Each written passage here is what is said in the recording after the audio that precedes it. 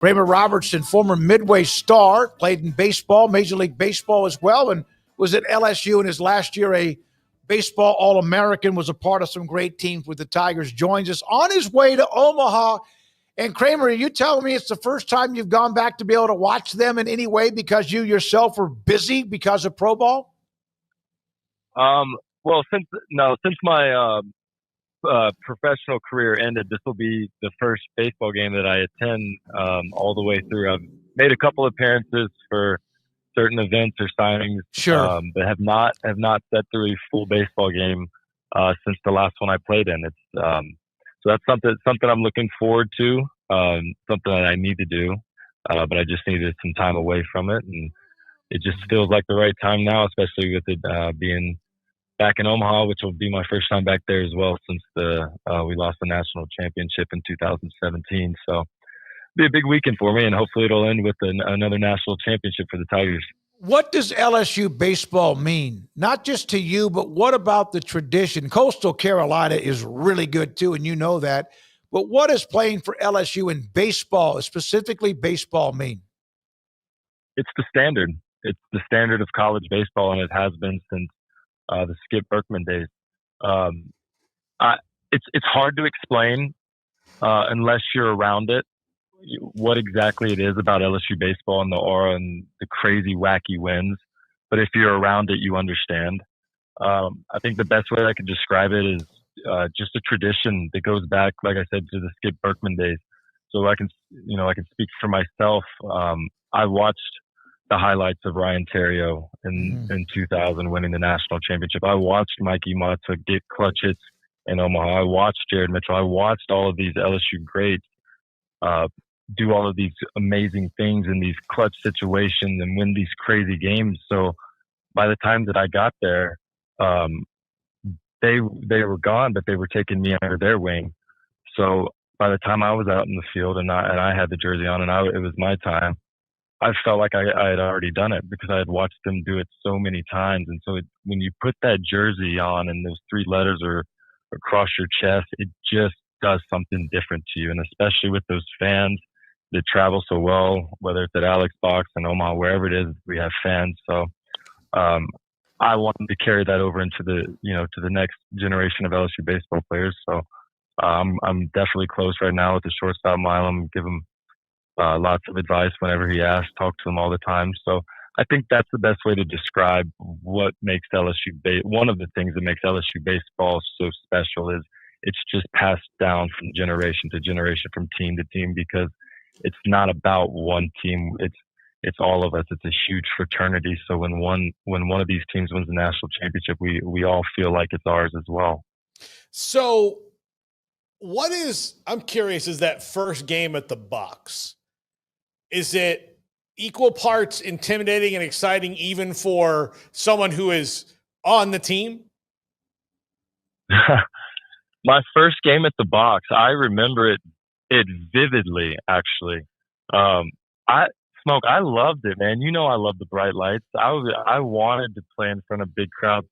I remember running out there, and of course there's nerves. You're a 19-year-old kid that hasn't played at that level, and you're playing against future major leaguers.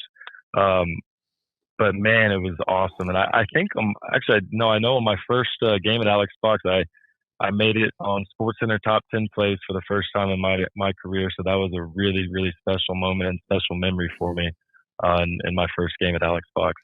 Paul Catalina, David Smoke with you, 365 Sports, Kramer Robertson with us on the show. So you're going to get there. Obviously, the Omaha does an unbelievable job of hosting the event. They have for a long, long time, even with the new stadium recently.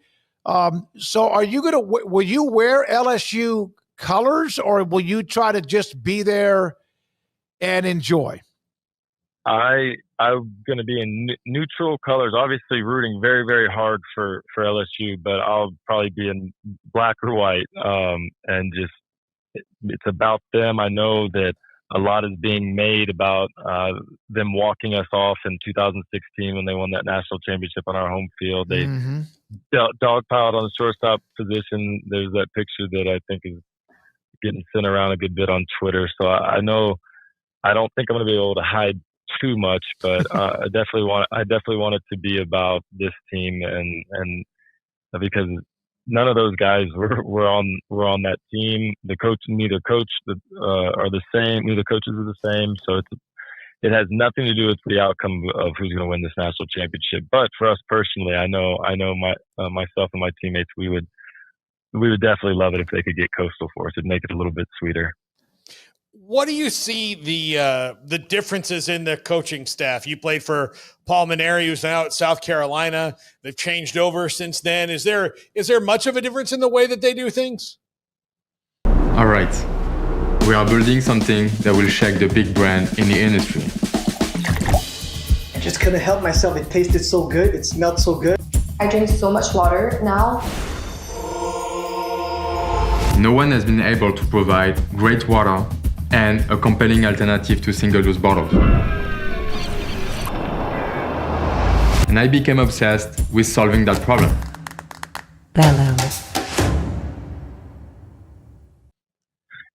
I think every coach has, a certain way that they do things that's different. I don't think any coach is the same. But I think what you see in all great coaches, and you saw it with Mainieri with how much he won here, and you see it with Jay, is they can adjust to what they have. As a head coach in Division I athletics, you have to adapt or die. And Jay has done such a good job. If you watch his team from 2023 that won the national championship, it's a totally different style. It was much more power and less really playing the game. This year, you're seeing them play a different style of baseball, and it's fun to watch. So I think that's really tells you the level of a coach that Jay Johnson is because he adapts to what he has, and they go out and win. And if you watch his lineup and his strategy, it's pretty unbelievable. And obviously, I'm so blessed to have played for a Hall of Fame coach like Paul Mainieri, and I can't say enough. We wouldn't have the time for me to say enough the things that I want to say about him. He's really special in my life. You moved to shortstop late in your career at LSU. You were successful at LSU, but you moved to shortstop. Why did everything click that year? Because I had to be it was my time. I had to be the guy. Like I was behind Alex Bregman for my freshman and sophomore year, so I knew that going to LSU. I understood that I wasn't going to play shortstop for 2 years. I understood that. I just wanted to find a way on the field any way I could, and I had some highs, some lows. The numbers weren't what I wanted, and it wasn't going the way that I had hoped the first 2 years. But once I got to shortstop in my junior year, it wasn't really that anything changed. It was just more, hey, you're the guy. You have a longer leash, and we're relying on you. We need you, and that's where I was comfortable. I've always been somebody, that wants the ball, you could say. So I was cool with that. I wanted to be the guy. I wanted to be somebody that they could rely on, a leader. And once I was put in that role, that's when I really started to see the success that I had always dreamed of at LSU. Was he at all a mentor for you? I mean, he's well known as in the big leagues as you want him in your clubhouse and you hate him and he's the other one, which I think is one of the highest compliments can be paid in baseball. Are you talking about Paul? Alex Bregman. About Breggy. Oh, yeah. Oh, he's insanely obsessed with baseball. It's crazy sometimes. Like it would be like, all right, we're gonna go out and get a couple beers with the boys tonight, but we're gonna go to the cage first at 11, and then we're gonna wake up and be out there at 7. And I'm like, 18-year-old freshman, week 1 of college, just head is spinning, trying to catch up with everything. And I'm like, bro, we gotta slow down. I'm trying to figure out my life. I've never been alone in my entire life. I'm trying to figure everything out. So that was overwhelming at first, but Alex is just such a hard worker. I mean, you see the success you see in the big leagues over almost it's almost been a decade now. Is really just the tip of the iceberg with him, with the amount of time, energy, obsession. He more so than anybody in any sport at any level that I've played with had just a different level of obsession and work ethic. I don't think there's anybody really comparable. You were initially drafted by Cleveland, but went back to play at LSU. The Cardinals draft you. You bounced around the Braves, the Mets, and then you get back to St. Louis. Now, I know that you'd like to have played a hell of a lot longer in the show, the major league level, but you did get a chance to make your debut almost 3 years ago, last month. What was it like to be able to make your debut? And what was it like to get in the stat sheet? You had an RBI, ground ball, etc. Just the fact that is in your that's a part of you, Kramer. Yeah, so I don't know. I haven't really reflected too much on it yet. It's still difficult to process. No doubt, I would have liked to have played 10 years, 15 years in the big leagues, and I think I could have. I think a lot of that is dictated by right place, right time, luck, a lot of that, because once you get to that AAA level, 95% of the guys in the big leagues are comparable to AAA. Like, it's not that far off there, but you do have your 5% in the big leagues that are your Otanis, your Harpers, your freaks. Like, but a lot of guys' longevity is right place, right time, and then when you're there, you produce. But not everybody gets that opportunity, and I'm thankful that I got what I did get. But the most special part, and what I'll remember most is definitely seeing my family and friends walk in the stadium. That was really cool for me to see my parents and all, my friends and all looking around.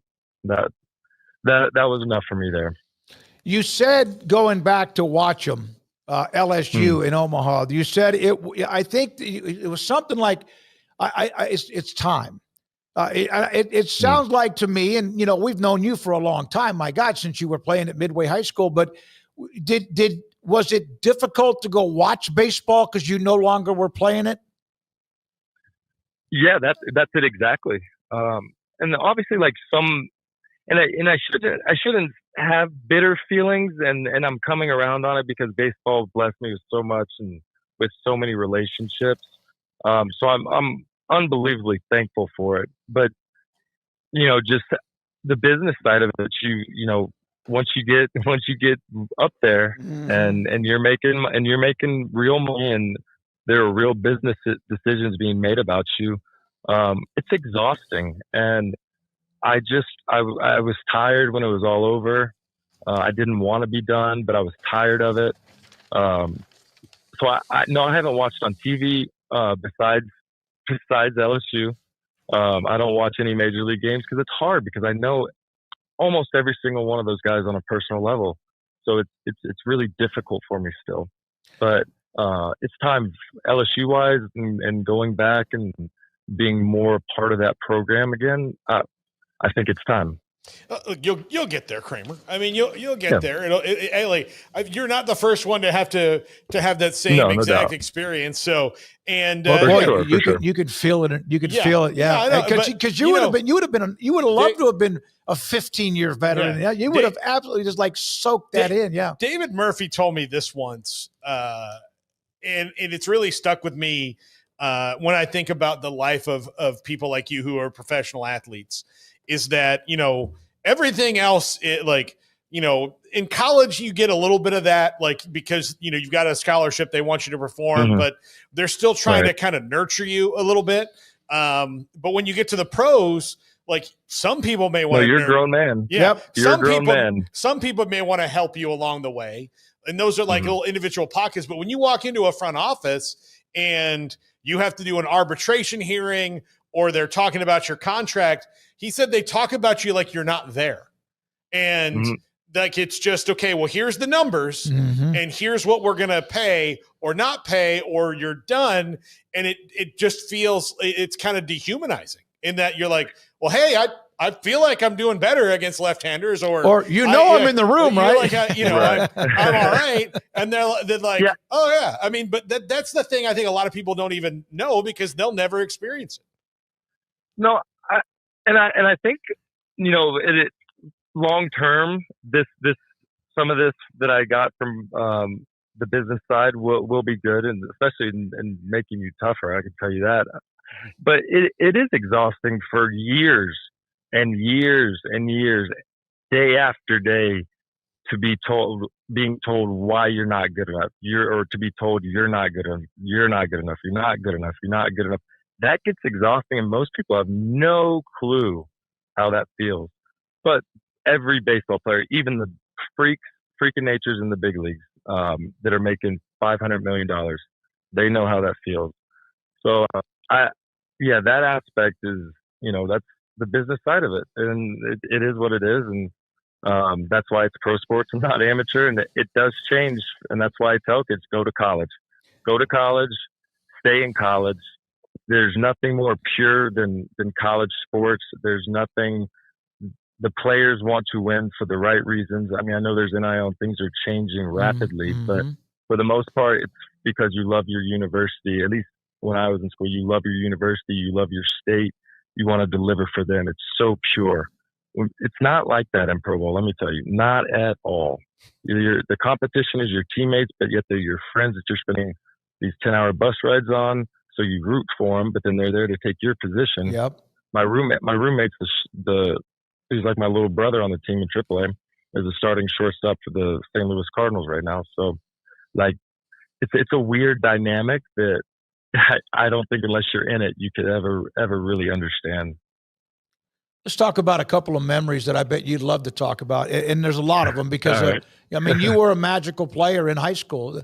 I want to bring up how much do you still remember the game against Abilene High up at Justin Northwest when you had What play you want me to tell you about? I know every play of that game. All right. Well, let's think about, was it the 4th and 20 to Jarman? Was it the throw on the sideline to Strickland, or the throw for the score to Jarman in the back right-hand corner of the end zone? The touchdown throw was one of the best, was one of the most accurate passes that it was like angels in the outfield or angels on the football field. Like the ball just went up like slow motion, turned right over. It was horrible defense. You go back, I don't know what the cornerback was doing. Hunter and I still laugh about this all the time. We're still best friends to this day. I don't know what the defender was doing, but Hunter was running a flag route. It was left line X flag. I still know the play. So it was just obviously going to Jarman. We had 3 trips left, and we had 3 guys running a seam, which is, we knew that ball wasn't going. And BJ was blocking, and I faked the handoff to the left. BJ was blocking, and then went backside to Jarman on the flag in the corner. And I mean, still to this day, one of the top sports memories, not just high school football memories, top sports memories of my life. That was unbelievable. Kramer, the next day or that Sunday afterwards, Baylor had their bowl press conference. And as I was walking in, every single coach from the Baylor staff stopped me and said, "Paul, what happened in that game?" And I, like, after the third, I'm like, "Do you just want to get everybody else over here so I can tell?" Because they're only like half allowed to talk about high school football. Yeah, I was like, "You want to just get over here so like I don't accidentally talk about a guy like Strickland that you're recruiting, and then you get in trouble." Who had one of those catches? Yeah, exactly. And I actually think that because he was a sophomore then. Yeah, he was. Right? He was a sophomore. He was. So they weren't quite in on him. He went parallel to the ground to catch that pass. And I will take a little credit on this. I told him, I said, "This kid Strickland's a badass." Yeah. Like if you haven't seen him, you got to go watch him. And like they always make mental notes. It's like, oh, okay, yeah. And because I knew they were in on Jarman for sure. Right. So they'd probably seen him, but yeah. I still to this day on Strickland's catch, I don't know if you had a replay, I don't know if he possessed that ball to the ground. It looked like I thought that in real time. I thought it in real time, and I'm running down the field. Like, obviously we got to hurry for the clock. Oh yeah. But I thought he dropped the ball. I was like, well, they called that a catch? Yeah, because he was parallel. The throw was perfect. The route was great. But you're right. Like when he caught it parallel to the ground, he hits the ground. Did it bobble or anything? Would that have been a replay that would have been overruled? It fell out. It was odd, but yeah. That was a fun memory. I love high school football. I missed out. I never thought that I would be able to get over losing a state championship. I never thought I was so devastated over that for years. Even like my first couple of years of college, and then And then I lost the national championship. And let me tell you, I can't say I haven't thought about it, but it is so much easier now that I've lost the national championship to not think about Baker taking that state championship from me. Hey, well, you guys lost to a team that had just, by beating you, had won 5 consecutive state championships at Lake Travis. 5. I'll die on this hill. I'll die on this hill. I'm sorry if Gamble and Alford here. I'll say it to their face too. If I don't have to start playing quarterback week 9 that year, for the first, literally played safety, backup safety, and a little bit of inside receiver when they needed somebody to catch a short route, and punt return, kick return, all of that. Until week 9, didn't practice, didn't know the offense, didn't practice quarterback at all, 0 reps. And then they called me after one of the games and said, yeah, I don't know if it's working. We're going to start working, just giving you some reps. And 3 weeks later, I'm in the high school football playoffs, or a month later in the high school football playoffs against Mario Edwards. And I'm like, what is going on? Denton Ryan. Denton Ryan. I didn't know the offense well. Yeah, Denton Ryan. I did not know the offense well that entire playoff run. It was basically, I'm going to just run around and Jarman's down there somewhere. And I was trying to make something happen. That I promise you that if you, like, I knew what Jarman's route was, and if Orion was coming in, I knew what Orion was doing. BJ was unbelievable. Great memories. Was unbelievable. So we had him at running back, but I did not know the offense that whole playoff run. Hey, Kramer, Tyler Sarton is very successful now in his post-college life. He's got a great job. I saw his dad a couple of months ago and asked him about Tyler. But I believe this, that no matter – he could make $1 billion tomorrow.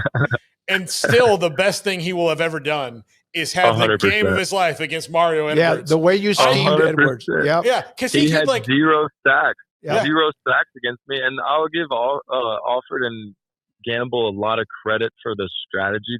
They used what we did really well. Again, we didn't throw hardly any passes. We couldn't. We wouldn't have had time. So we ran a lot of screen passes, and we ran the ball at So I had to stare him eye to eye almost every play because we were running the read option to make him make a decision. So it kind of negated a lot of what he could do. It was really genius, and I hadn't played much. Like, there wasn't much film on me, so they didn't really know what I was capable of doing. And I remember running around like I was at like 150 pounds in high school, and those big linebackers, DNs that were going D1, chasing me, just screaming, calling me names because they couldn't catch up to me. They were frustrated. So funny. They ran BJ. It was really funny. They ran BJ Kelly left and right, just quick hits right up and then of course you made the key throws as well. For those that don't know, Kramer was the quarterback in 2011. Midway got on a run after a rough start against Waco High and Belton, and they played for the state championship against Baker Mayfield and Lake Travis. I think it was 22-7 up at AT&T Stadium. It's a great run. It's great catching up with you, man. It really, really is. Glad you and you are you're working now in the LSU athletic department. Is that correct? I am. As of January, I'm working in the athletic department, and I mean, my job can change daily, but I love it. I love being back at LSU, and it's been great. I'm thankful to be working there. We got one more problem with you though. Your father, Randy, is getting a lot better in golf. He said you gave him a cut. I'm telling you, like, I could always, like, he and I played in a great match play, but he is hitting the ball. He shot 74 like 2 Sundays ago. He is hitting the ball incredibly well. That's what I told him. Well, he's a good athlete. And he's really hard. He's really hard on himself. And I'm very hard. I'm like, dude, you have a good swing. Like, all you need to do is rotate and try a couple things. I don't know a ton about a golf swing. I haven't been playing very long, but I understand the baseball swing, the lower half of a baseball swing. So I understand how to generate force from the ground. So it's just rotation, and it looks like he's doing better, so I'm happy for him. But not good enough to where he's going to beat me. I think I've passed him by now. I'll see him tomorrow morning when we tee it off. Hey man, it's great to catch up with you. Enjoy Omaha. Right. Good luck to LSU, and also have a great time. All right. Thank you, guys. See ya. Kramer Robertson from Midway High School to LSU to baseball.